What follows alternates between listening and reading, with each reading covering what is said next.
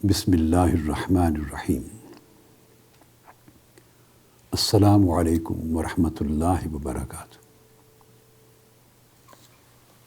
معزز سامعین و ناظرین، جملہ خواتین و حضرات اور عزیزان محترم، اللہ رب العزت کی توفیق سے ہم ان ایام خلوت میں جن موضوعات پہ آپ جانتے ہیں کہ فوکس کر رہے ہیں، ان کا تعلق ہماری زندگی کے جسمانی اور ظاہری پہلوؤں میں بہتری سے بھی ہے اور ہماری زندگی کے روحانی اور باطنی پہلوؤں کی بھی بہتری سے ہے، یعنی ان پر عمل کرنے سے دونوں جہتوں میں فائدہ ہوگا اور نقصان کا تو کوئی امکان ہی نہیں ہے۔ جس قدر ہم اس پر فوکس کریں گے ہر روز کے سبق پر اور اس کو سمجھ کے اسے پریکٹس کرنے کی، اپنے اندر اتارنے اور عملی جامہ پہنانے کی کوشش کریں گے، اسی قدر انشاءاللہ تعالی ہمارے احوال کی امپروومنٹ ہوگی، ان میں بہتری آئے گی، ترقی ہوگی۔ جیسا کہ پچھلی نشستوں میں نے ذکر کیا کہ ہم اس وقت اینگر مینجمنٹ کے موضوع پر گفتگو کر رہے ہیں۔ اینگر مینجمنٹ کے سلسلے میں نے سورہ آل عمران کی آیت نمبر 133 سے 136 کا ایک حصہ اپنے سامنے رکھا تھا، جس میں اللہ تبارک و تعالیٰ نے اپنی بخشش و مغفرت اور عظیم الشان جنت کا ذکر کر کے یہ ارشاد فرمایا ہے کہ یہ بخشش و مغفرت اور یہ عظیم جنت متقین کے لیے تیار ہے۔ تقویٰ کسی کی میراث نہیں ہے، ایسا نہیں کہ یہ کسی کو خاندانی بنیاد پہ وراثت میں ملا ہے اور دوسرا آدمی اس کو اچیو نہیں کر سکتا، نہ اس پر کسی خاندان کا قبضہ ہے، نہ کسی برادری کا، نہ کسی قبیلے کا، نہ کسی خاص طرز اور وضع رکھنے والے آدمی کا۔ یہ اللہ رب العزت کی ان نعمتوں میں سے ہے جو ہر مسلمان کے لیے عام ہے، جو چاہے اسے اپنا لے اور جتنا چاہے آگے بڑھتا چلا جائے۔ اب ان متقین کی تعریف میں ایک تو اللہ رب العزت نے سب سے پہلے بات یہ فرمائی تھی کہ متقین وہ لوگ ہیں جو اچھے حالات میں بھی اور برے حالات میں بھی، وسائل کی فراخی اور کشادگی کے وقت میں بھی اور وسائل کی تنگی یا تنگ دستی کے وقت بھی جو کچھ میسر ہے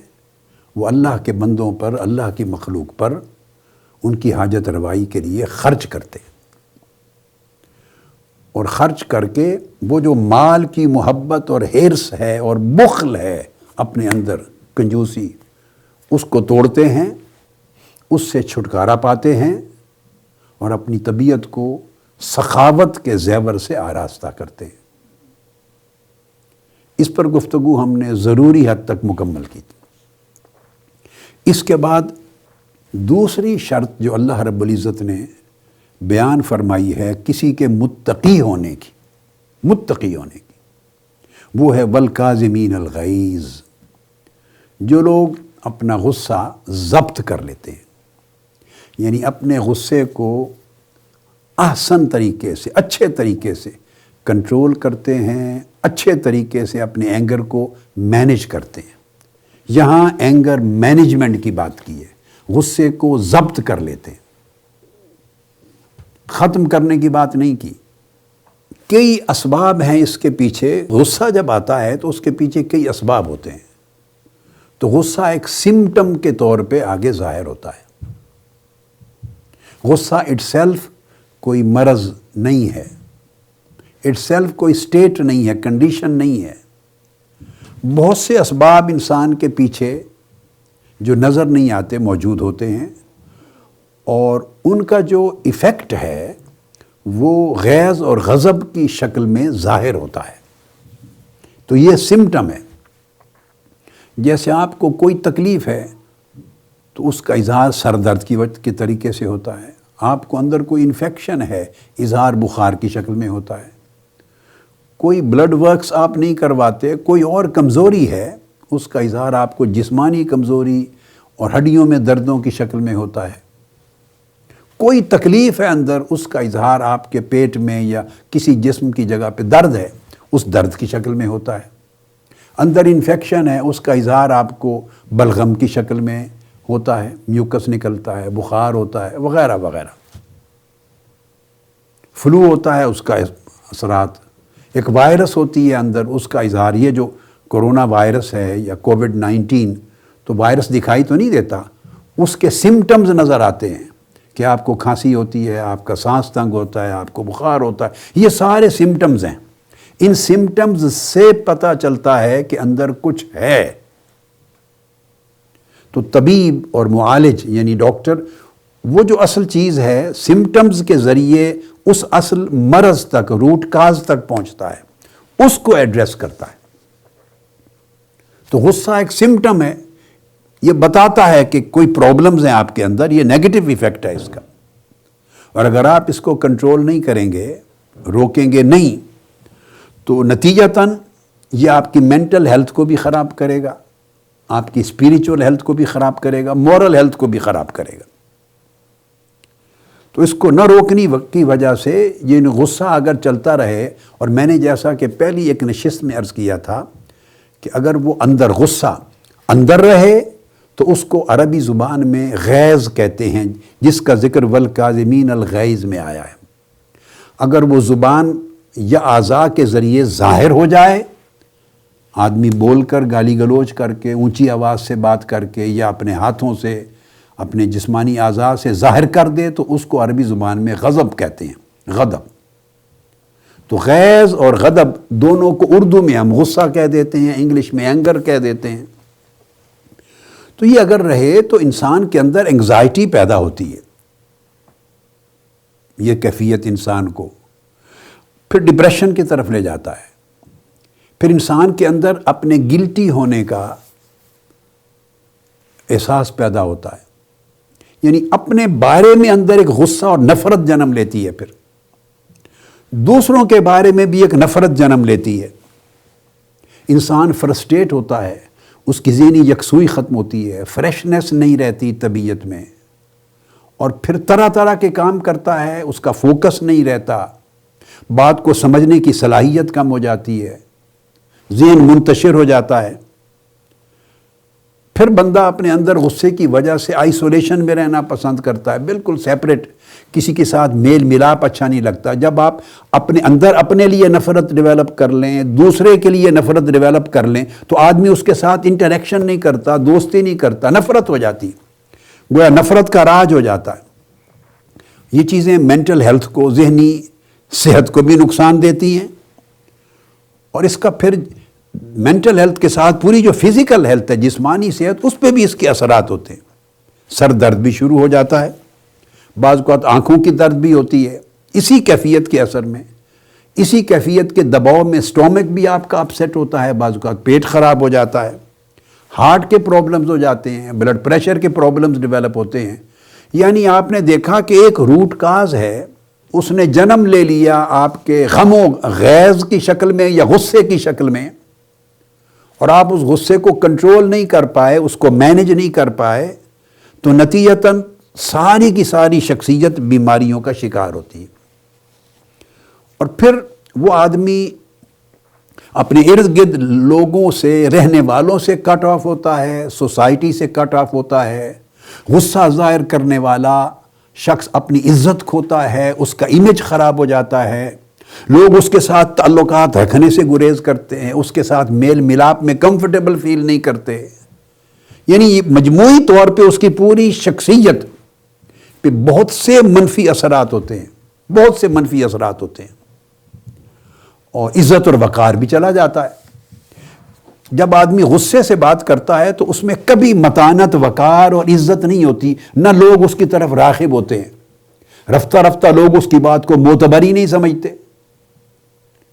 یعنی یہ میں نے چند ایک چیزیں گنوائی ہیں کہ اس کے نقصانات کتنے ہیں، جسمانی نقصانات، ذہنی نقصانات، سماجی نقصانات، روحانی نقصانات، اور پھر آدمی غصے کی حالت میں اس کی سوچ بیلنس نہیں رہتی، حدود کو توڑ دیتا ہے، لوگوں کے حقوق اور واجبات نظر انداز ہو جاتے ہیں، ان کو بریک کرتا ہے، اللہ کو ناراض کرتا ہے، اوامر اور نواہی کو صحیح طریقے سے انجام نہیں دے سکتا، اور غصہ کرنے والے سے اللہ ناراض ہوتا ہے، اللہ سے دور ہو جاتا ہے، اللہ کے رسول سے دور ہو جاتا ہے، اس کی اپنے اندر دین اور روحانیت کی کمزوری ہو جاتی ہے، اس کے اندر جو لوگوں کے ساتھ شفقت کا برتاؤ کرنا، بھلائی کا برتاؤ کرنا، احسان کا برتاؤ کرنا، وہ سارا برتاؤ نفرت میں کنورٹ ہو جاتا ہے۔ تو ہزار ہاں نیکیاں ہیں، بھلائیاں ہیں جن سے انسان محروم ہو جاتا ہے، اور دانا نہیں رہتا، وہ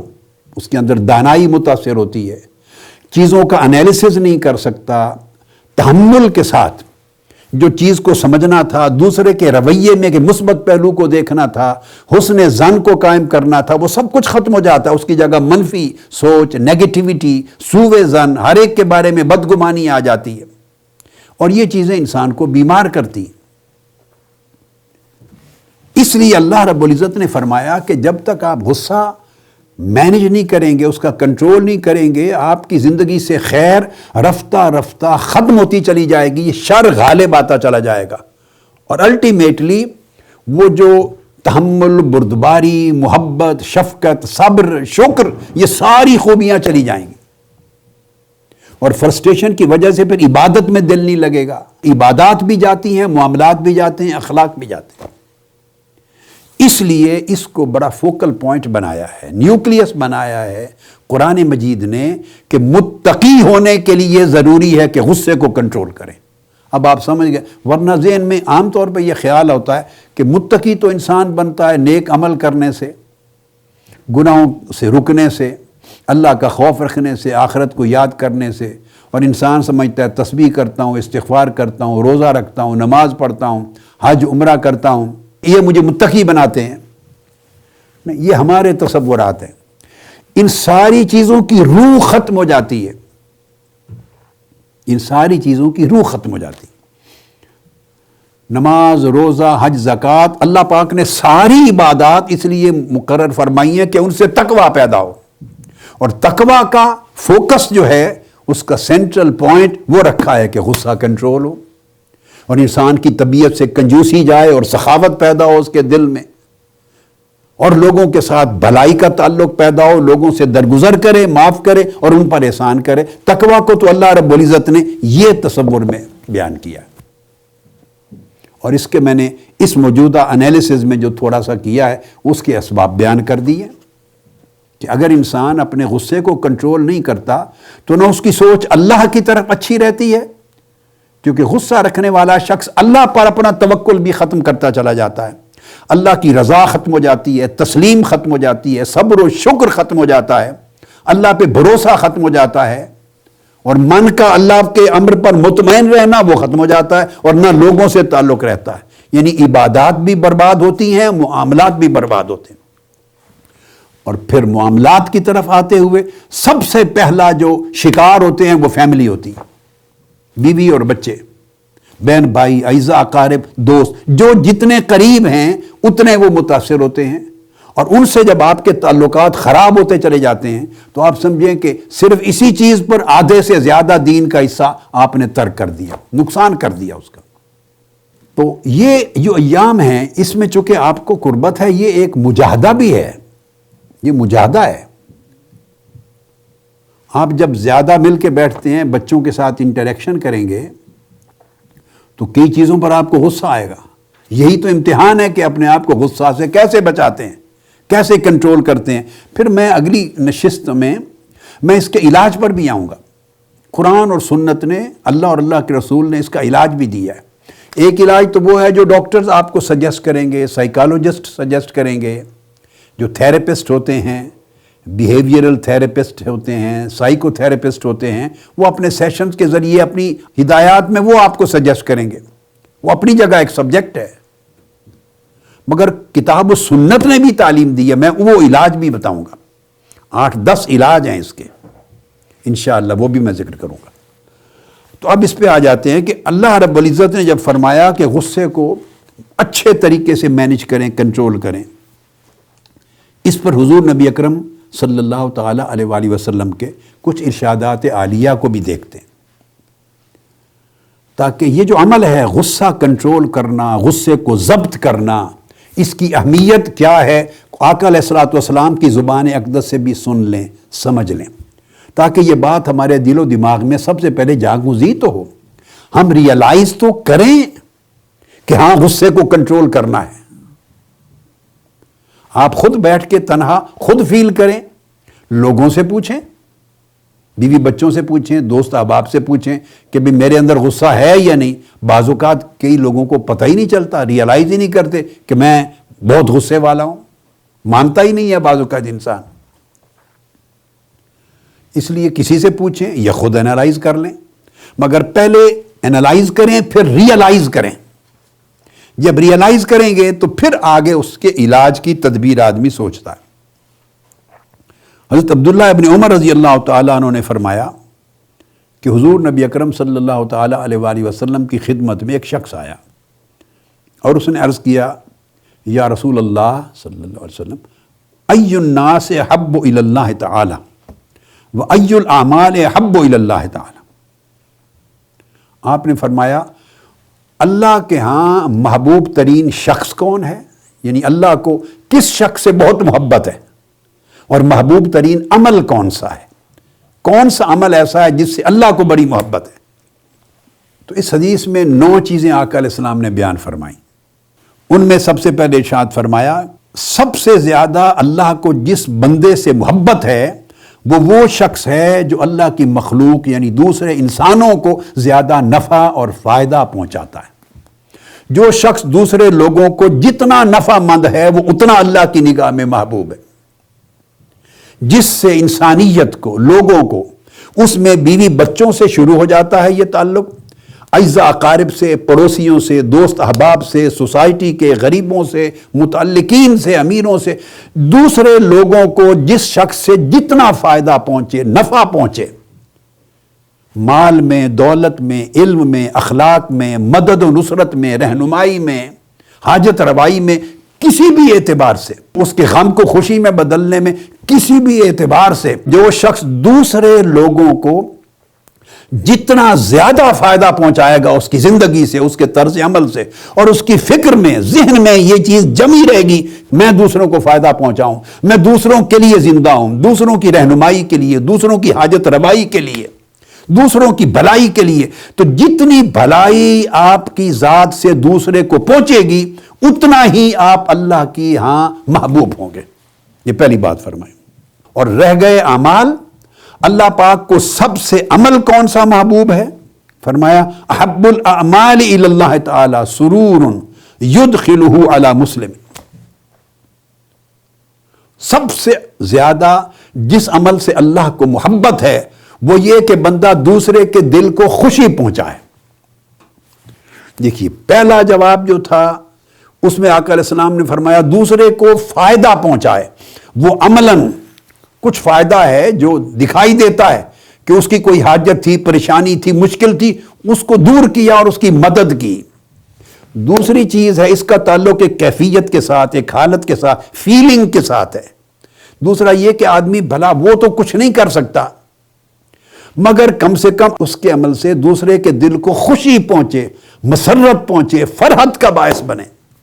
خواہ مسکرا کے دیکھ لے تو خوشی ہو جائے، خواہ اس کا حال چال پوچھ لے خوشی ہو جائے، خواہ اس کی پریشانی کا فکر کر لے، کنسرن ظاہر کر لے تو خوشی ہو جائے، خواہ کسی کام میں اس کی مدد کر لے اس کو خوشی ہو۔ آپ آج کل گھر میں ہیں، مثلاً آپ اپنی بیوی بچوں کے ساتھ مل کے کوکنگ کریں، خوشی ہوگی، آپ کی بیوی کا ایک بوجھ ہلکا ہوگا۔ اپنے دن بانٹ لیں، 7 دن ہیں، 2 دن آپ کوکنگ کریں اور بچے بڑے ہیں تو 1-2 دن بچوں کو دکھائیں، وہ کوکنگ کریں، آپ ان کو ہیلپ کریں، 3 دن آپ کی وائف کوکنگ کری، آپ ان کو ہیلپ کریں، کچن میں کھڑے ہوں، مل کے پیاز کاٹیں، سبزی کاٹیں، ٹماٹر کاٹیں، سیلڈ بنائیں، سبزی بنائیں، کوکنگ کریں، ان کے ساتھ جوائنٹلی کام کروائیں، گھر کا صفائی میں ہیلپ کریں۔ اس عمل سے آپ نے ان کو نفع بھی پہنچایا اور اس عمل سے ان کو سرور بھی پہنچا۔ پھر بچوں کے ساتھ بیٹھے کھیلیں، فیملی کے ساتھ کوالٹی کا اچھا خوشگوار وقت گزاریں جس سے ان کو خوشی ہو۔ یاد رکھ لیں، معاملات میں ہر بھلائی کی ابتدا فیملی سے ہوتی ہے۔ الاقرب فالاقرب۔ بعض لوگ فیملی کو نگلیکٹ کرتے ہیں